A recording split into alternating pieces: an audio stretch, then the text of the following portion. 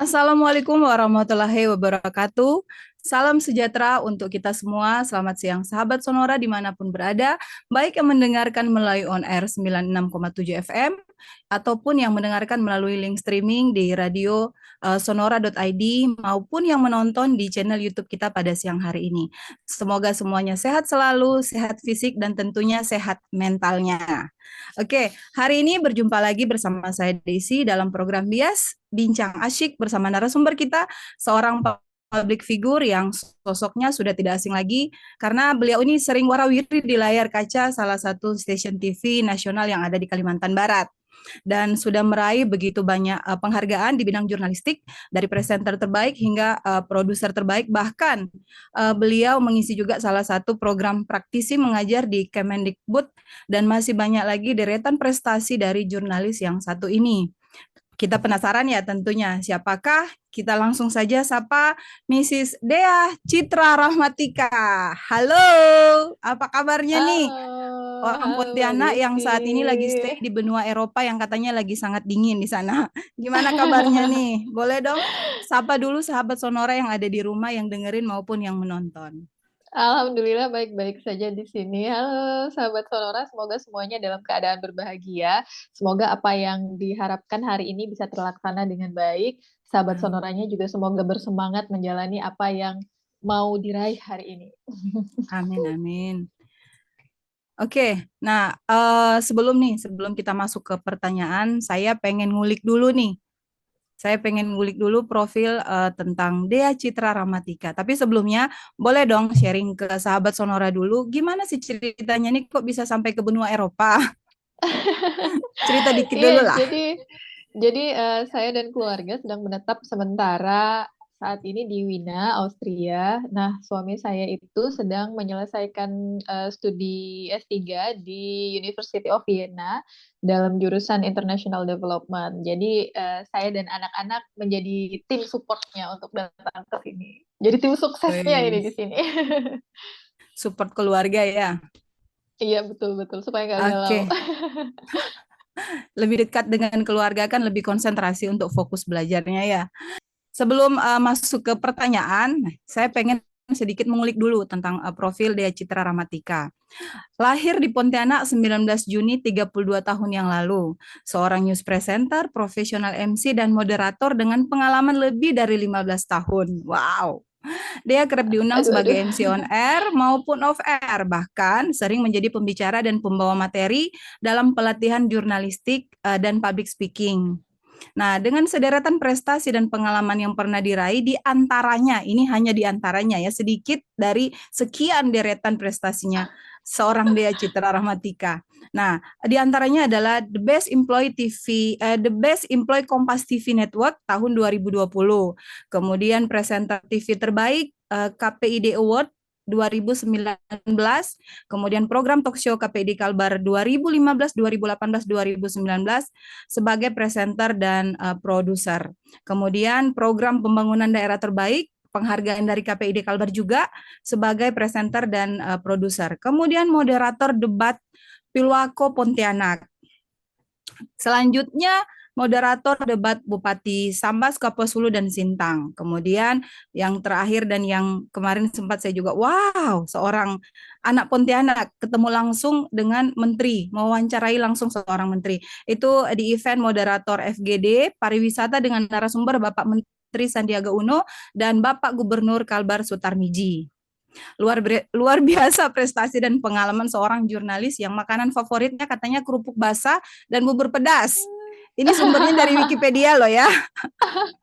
Memiliki segudang prestasi di bidang jurnalistik tentunya bukan diperoleh secara instan. Pastinya telah melewati berbagai suka dan duka, pengalaman manis dan pahit. Nah, pertama kali terjun di dunia jurnalistik katanya waktu duduk di bangku SMA dengan menjadi penyiar di salah satu radio yang ada di Kota Pontianak. Gimana tuh ceritanya anak SMA kok bisa kerja, kemudian apa nggak terganggu sekolahnya? Boleh sharingnya dong. Iya, jadi waktu itu kelas 2 SMA, kebetulan radio kita 87,6 FM Pontianak, waktu itu memang radio remaja, jadi target audiensnya memang anak muda, dia buka kesempatan open casting Jadi batas usianya waktu itu memungkinkan untuk anak SMA juga boleh ikutan daftar. Nah, Oh. penasaran lah saya. Jadi bersama dua orang teman yang satu sekolah, kami sama-sama daftar untuk ikutan open casting dan ternyata keterima. Terganggu nggak sekolahnya? Ya, Nah, karena saya itu. senang siaran, saya merasa tidak. Tapi mungkin dari segi nilai ada pengaruhnya sih waktu itu sedikit banyak. Tapi saya rasa ya sebanding lah kalau kata anak sekarang worth it lah. Ada nilai yang turun sedikit, tapi ada pengalaman yang bisa ditambahkan kemudian. Gitu. Tapi hobi tersalurkan juga lah ya. Hobi Iya, positif iya, kan. Nah, iya benar, kemudian alhamdulillah. tanggapan orang tua nih. Kok anak saya masih sekolah udah kerja. Nah, kemudian kerjanya di media lagi yang mobilitasnya itu memang sangat tinggi. Gimana tuh tanggapan orang tuanya? Alhamdulillah tipe orang tua saya itu tipikal yang mendukung keputusan anaknya gitu. Jadi saya nggak pernah merasa keputusan saya dipertanyakan gitu. Yang penting pesannya satu, keputusan yang diambil harus dilakukan dengan bertanggung jawab. Kalau misalnya mau siaran, ya sudah siaran, tapi nilainya harus dijaga. Paling tidak jangan sampai jeblok-jeblok amat lah gitu. Harus tanggung jawab juga. Kalau mau siaran benar-benar harus siaran nih, harus fokus. Bahkan waktu itu almarhum abah saya yang ngambilin formulir untuk casting itu di radio. Yang bantu ngambilin itu almarhum abah. Orang tua sangat memahami ya hobi anaknya. Nah, Iya, iya, kemudian alhamdulillah. ini kan passion lah ya, terjun di dunia jurnalistik. Apa sih motivasi yang seorang dia itu pengen berkecimpung di dunia jurnalistik? Motivasi apa nih yang Hmm, menurut dia memotivasi diri untuk memang benar-benar serius pengen terjun di dunia jurnalistik? saya ingin bikin sesuatu yang membuat saya tuh bisa diingat karena karya saya gitu. Saya ingin bikin sesuatu yang bermanfaat, yang dengan apa yang saya buat itu ada orang lain yang bisa merasakan dampak positifnya.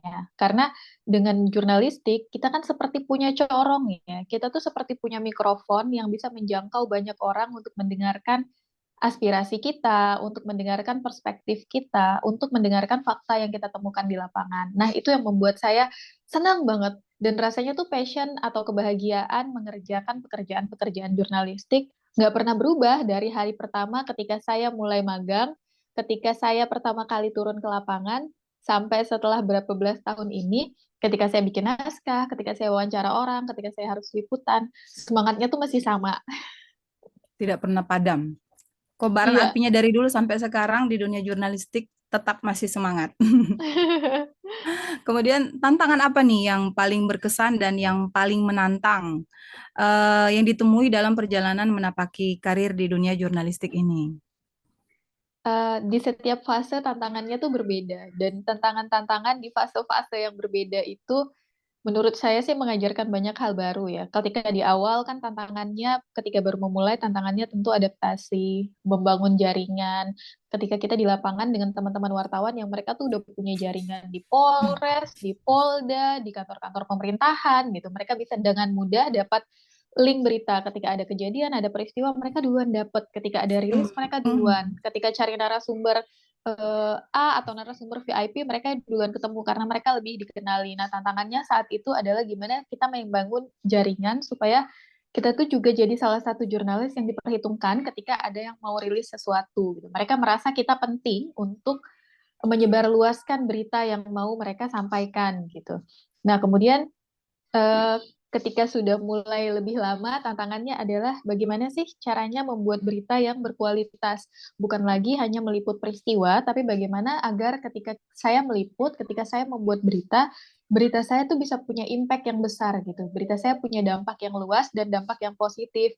Gimana caranya membuat ulasan yang mendalam, caranya membuat liputan yang komprehensif, yang bisa memadukan banyak unsur dan banyak fakta yang ditemui menjadi liputan yang bikin orang nyaman dan betah nontonnya. Saya tuh pengen banget setelah orang nonton liputan saya tuh orang tarik napas dan bilang, oh iya ya, wah bagus ya liputannya gitu. Walaupun mungkin nggak langsung ditujukan ke saya ingin orang merasakan itu. Gitu. Karena saya merasakan kebahagiaan ketika saya nonton liputan berita milik orang lain atau karya jurnalis lain yang karyanya tuh bagus, ada kepuasan tersendiri juga ketika saya menjadi konsumennya gitu.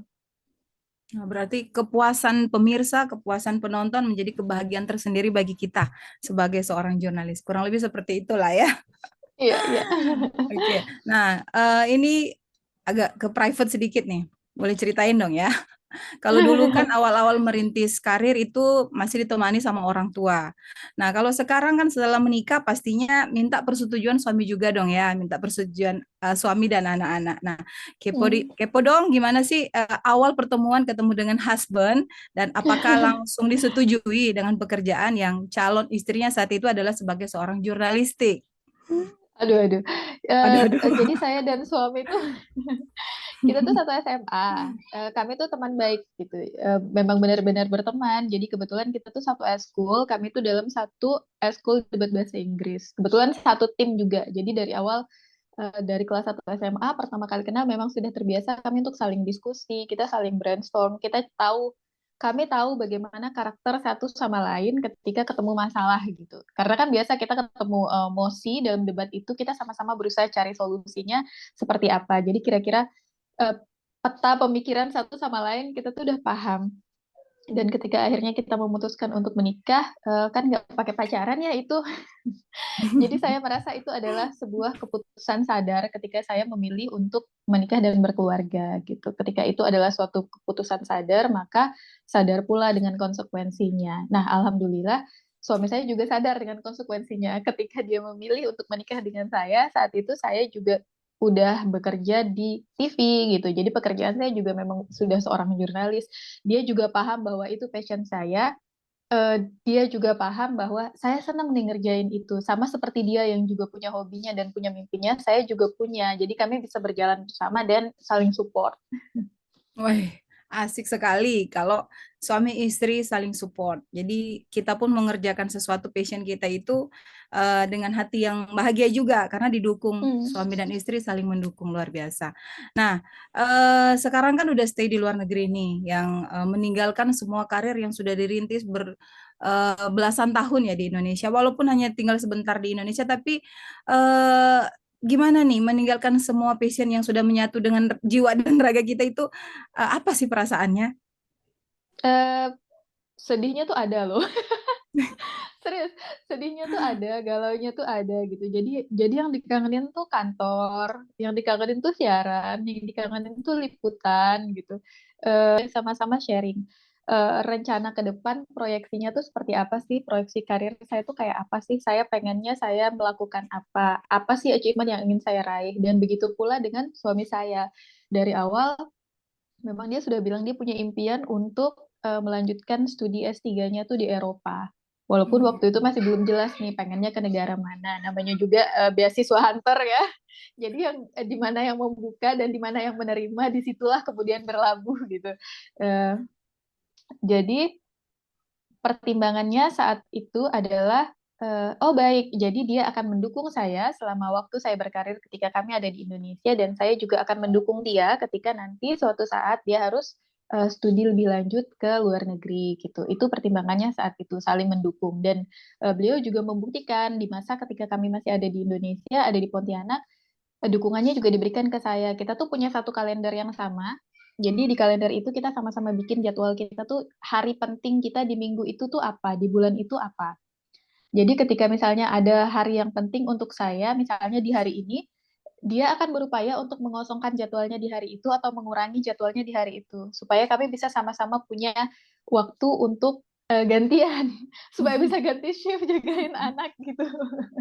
Nah, nah, eh, pertimbangan itu kemudian pertimbangan lainnya adalah jangka panjang. Kalau misalnya suami sudah selesai studi S3-nya kan, untuk karirnya, untuk dia segala macam juga akan lebih mudah. Untuk keluarga juga pasti dampaknya akan lebih positif. Pertimbangan lainnya lagi, jangka panjangnya untuk anak-anak sih Mbak, karena ada 3 anak yang tiga-tiganya itu lagi golden age. Sebagai orang tua pasti kita pengen ngasih yang terbaik untuk anak. Pengalaman untuk tinggal di luar negeri, untuk ada di tempat yang mungkin selama ini mereka lihat di film atau mereka baca di buku, bisa mereka rasakan sendiri gimana sih musim gugur itu, gimana sih nanti menunggu salju turun, gimana musim semi, gimana sih landmark-landmark tempat-tempat di Eropa, gimana Mozart House itu. Mereka bisa datang sendiri gitu, dan itu adalah pengalaman yang menurut kami mungkin nggak akan bisa kami gantikan di lain masa ketika mereka sudah tumbuh lebih besar. Wow, pengalaman anak Indonesia yang luar biasa. Tidak semua anak Indonesia memiliki kesempatan untuk berkunjung dan stay di luar negeri. Luar biasa ya, 3 ya? 3, Mbak. 3, wow 3. Udah sekolah kah? Ada yang sudah sekolah atau masih di rumah? Jadi yang 2 itu kindergarten, TK. Hmm. Jadi ngerasain juga mereka TK di sini. Nanti yang sulung tahun depan insya Allah sudah masuk SD. Wow, makin terasa keribetannya pagi-pagi ya. Oh, luar biasa sekali itu, jangan ditanya lagi, Masya Allah. Tapi kalau Mbak Dea sendiri kegiatannya itu karena kan ya statusnya sekarang ibu rumah tangga dong. Tapi ibu rumah tangga yang produktif apa aja sih kegiatannya selain ya tentunya menemani anak-anak di rumah. Nah, tentunya ada kegiatan juga yang saya kan paham seorang dia itu tidak mungkin berdiam diri. Kegiatannya apa sih sekarang ini? Eh, ya, selain di rumah ngulik-ngulik resep masakan, saat ini saya tuh sedang jadi salah satu pengajar, jadi dosen dalam program praktisi mengajar. Jadi praktisi mengajar itu program Kemendikbud. Nah, jadi kan ada Merdeka Belajar. Nah, salah Hmm. satunya adalah kelas Hmm. kolaborasi, di mana dosen Hmm. praktisi itu mengajar di kelas bersama dengan dosennya. Jadi kita tuh diundang untuk membagikan pengalaman kita sebagai praktisi dan memberikan apa ya, kuliah-kuliah atau teknis-teknisnya tuh seperti apa sih di lapangan. Nah, kalau semester lalu saya ngajarnya public speaking, semester ini reportase dan wawancara. Wow, luar biasa. Tetap produktif walaupun di rumah ya. Selain itu Oh kegiatan-kegiatan mungkin iya, online-online. Karena kan kemarin meninggalkan banyak nih kampus-kampus. Hampir semua kampus kan selalu jadi narasumber ya. Nah, mungkin ada enggak kampus-kampus yang juga. masih lanjut. Ada beberapa program yang masih berjalan, ada beberapa pelatihan kalau misalnya penyelenggaranya bersedia, acaranya online, itu masih bisa. Ada beberapa proyek juga seperti film dokumenter, itu masih, dan voice over. Kayaknya kalau dokumenter, bikin naskah, segala macam, Masih ya. merancang dokumenter tuh kayaknya sulit ya, berat ditinggalkan. Karena mengerjakannya tuh juga adalah bagian dari healing menurut saya. Bangun subuh-subuh pas Wow. anak tidur, ngetik naskah, baca data, itu kayaknya ya bahagia aja. Berarti masih menerima lah ya kalau misalnya ada pelatihan-pelatihan online via online masih bisa diterima lah ya. Boleh, insya Oke, Allah. jadi sahabat Sonora nih mendengarkan bahwa masih ada seorang jurnalistik yang profesional di bidangnya dari Kalimantan Barat itu masih menerima via online, pelatihan Aduh, via amin, online. amin. Ya Catat, Allah, catat. bahasanya ya Allah. Oke, nah, aduh seru banget ya. Saya ngebayangin gimana anak-anak itu dari Indonesia kemudian pindah ke luar negeri, adaptasinya. Tapi kalau anak-anak gimana adaptasinya tuh? Kan dari Eh, Pontianak nih, kota kecil, langsung ke LN ceritanya nih. Gimana nih anak-anak adaptasinya? pertama tuh mereka datang tuh jet lag loh, Mbak. Jet lag luar Iya, biasa. Jadi, jauh, eh, perjalanannya ya panjang. perjalanannya panjang banget. Selisih waktu Berapa saat itu jam kan sih kami Mbak datangnya waktu dari musim semi, hmm? 5 jam kan. Kalau sekarang Mm-mm. sudah 6 jam selisih waktunya. Jadi waktu Hmm. datang itu 1 minggu pertama, Mbak, mereka itu Hmm. tidur di jam 2 siang dan Hmm. mereka baru bangun jam 3 subuh. Wah, Itu 1 minggu mereka kayak gitu. Ketika mereka bangun, mereka tuh udah kelaparan. Jadi satu kelamaan minggu itu kami tidurnya ya. selalu punya roti. Iya, punya roti untuk menyelamatkan mereka di jam 3 subuh itu lapar. Minta roti bakar, minta telur ceplok di subuh-subuh itu. Tapi Ya setelah untuk itu ada stok beras di sana gimana? Kan kita makanannya beras. Indonesia pasti beras ya. Alhamdulillah gampang didapat sih Mbak. Dan harganya juga nggak sampai 1 euro Terjangkau satu lah ya. kilonya. Iya, harganya tuh masih terjangkau. Sama-sama di Indonesia malah harganya bisa Oh, dikontrol. Iya, sama dengan di Indonesia harga berasnya. Ya, padahal karena itu mungkin hmm, banyak ini juga, jadi kan banyak pendatang juga, ada dari Timur Tengah, dari Turki dan sebagainya. Jadi hmm, diakomodir lah itu kebutuhan pokok. Asia lah ya. Perut-perut Asia kan Mm, beras lah ya. dan mie ya, Mbak. Mie Beras sama ya, mie. mie. Waduh, ada stok nggak dari Pontianak kemarin? Ya Allah, 1 koper tapi habis di 1 bulan pertama. 1 koper yang over bagasi itu isinya bener-bener mie instan, Makanan. bumbu kecap manis, sama bumbu dapur. Sudah habis 1 bulan pertama. Laju ya. Bolehlah sahabat Sonora kalau misalnya ada yang mau ke Wina dan berencana untuk buka just tip, bolehlah kita dihubungi. Boleh ya. Kata suami Iklan saya mau lewat just ya. tip. Iya, just tip cumi asin sama cencalo, Mbak. Catat ya, kalau ada yang mau ke Wina ya, catat buka Justip ya. Oke, nah ini pencapaian atau cita-cita yang hingga saat ini seorang Dea belum terlaksana khususnya di dunia jurnalistik. Mungkin ada Hmm. nih apa yang masih pengen dicita-citakan tapi kayaknya belum kesampaian gitu. Iya, benar. Jadi ada satu yang saat ini masih saya rintis berdua dengan suami. Jadi saya tuh dari Mhm. dulu kepengen banget punya platform sendiri untuk Mhm. mendiseminasi informasi gitu. Eh, Pengen banget punya satu apa ya, satu mungkin bukan channel YouTube kali ya, lebih ke podcast gitu yang isinya adalah kami punya saat ini yang sedang kami bangun itu namanya Solunation. Kita punya tagline Communicating Knowledge. Jadi kita mau mengkomunikasikan ilmu pengetahuan.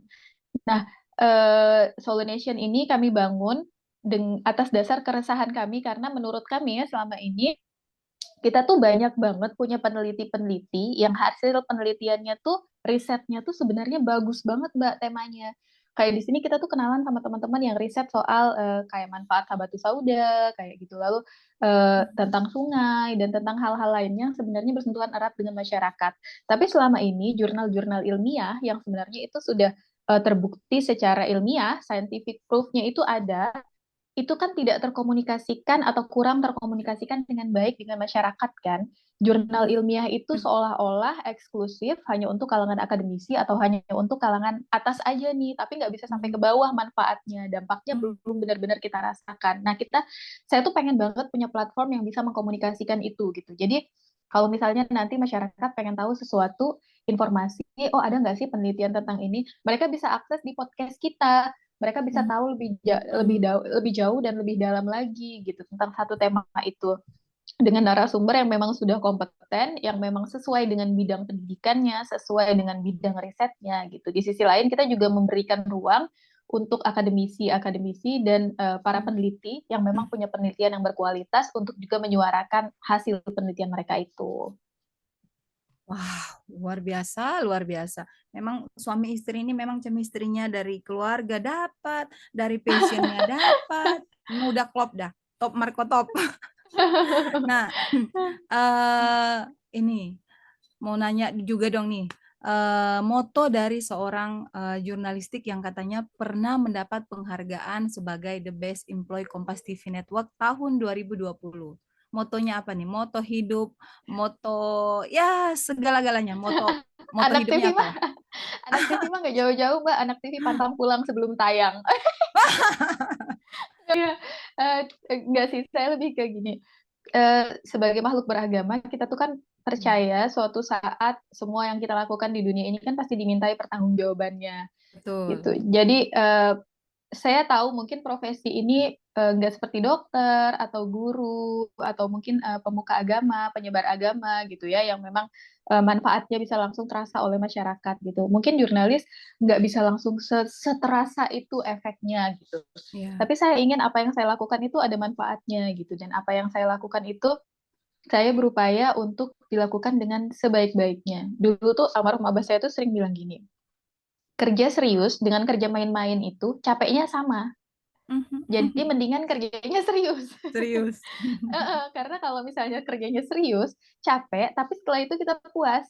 Kerja main-main, udah capek, habis itu kita nggak puas sama hasilnya gitu. Ya, Nah, jadi mendingan apapun diseriusin ya. selalu, iya, mendingan diseriusin, berupaya lakukan sebaik-baiknya yang bisa saya lakukan gitu. Karena kan kita nggak tahu ya kapan hasil karya kita itu bisa jadi satu portofolio yang baik untuk kita. Kita nggak tahu di karya kita yang mana yang kemudian akan ditonton orang dan mungkin membuat orang memutuskan bahwa, wah kayaknya saya boleh nih ngasih kesempatan ini ke anak ini gitu.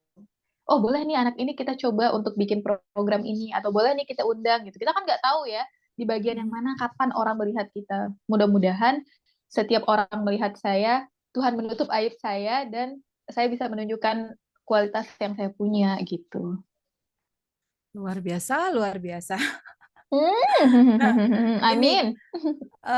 sebagai seorang emak nih, sebagai seorang emak, kelak jika nanti suatu hari anak-anak kita tumbuh dewasa, pengennya ikut jejak bapaknya seorang akademisi, dosen, atau seorang jejak ibunya, seorang jurnalistik, gimana nih? Aduh, Mereka tuh masih ada Aduh. di fase yang hari ini pengen jadi dokter gigi, besok pengen jadi koki, lusanya pengen jadi tentara, masih berubah-ubah setiap hari. Tapi kami tuh sepakat memang kami membiarkan mereka memilih apa yang mereka sukai gitu, apa yang benar-benar membuat mereka bahagia. Karena kami yakin kalau mereka bahagia menjalani profesi yang mereka pilih, mereka akan berusaha untuk menjadi yang terbaik di bidangnya dan melakukan itu dengan baik dan mengupayakan agar hasilnya bisa bermanfaat gitu. Jadi kalau misalnya mau dipaksain juga tapi tidak membuat mereka bahagia, kemudian hari ya untuk apa juga gitu. Kan kita banyak banget ya Mbak kayaknya dari kita sekarang yang ketika tumbuh dewasa nggak punya kebebasan untuk memilih pekerjaan yang dia sukai. Mungkin ada banyak banget dari kita hari ini yang harus bekerja setiap hari, tapi itu bukan kerjaan yang jadi passionnya kita. Tiap hari bangunnya, males nih mau kerja gitu. Dibandingkan orang yang kerja sesuai passion, mau sampai subuh, sampai malam juga tetap akan bahagia kan menjalaninya. Kami mau anak-anak kami nanti bahagia dengan pilihannya, dimanapun mereka memilih gitu. Dan di belahan dunia manapun nanti mereka mau mencoba menapaki karir mereka, insya Allah kami akan coba dukung sih. Oke, saya nunggu sharing sessionnya part 2 tentang parenting. Oke ya? Aduh, berat berat banget itu harus ada ilmunya itu, Mbak. Oke, oke, oke, oke. Nah, jadi apapun pilihan anak-anak, pokoknya orang tuanya mendukung lah ya. Mau Iya, iya, di insya Allah. kolaborasi antara passionnya emak dan passionnya bapak juga oke lah ya.